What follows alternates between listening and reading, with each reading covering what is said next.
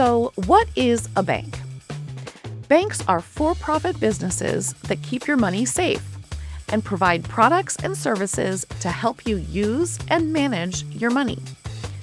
Most banks are owned by investors, known as shareholders, and the goal is to make a profit for those investors. Here's how it works. Banks don't just keep their customers' money, they put it to work in the form of various loans, or they invest it. The money banks charge for loans and credit cards is called interest. So that, plus fees they charge for things like not paying on time, is how banks make profits for their shareholders. Banks also provide everyday tools like debit cards, direct deposit, and online bill pay that help customers use the money the way they want. In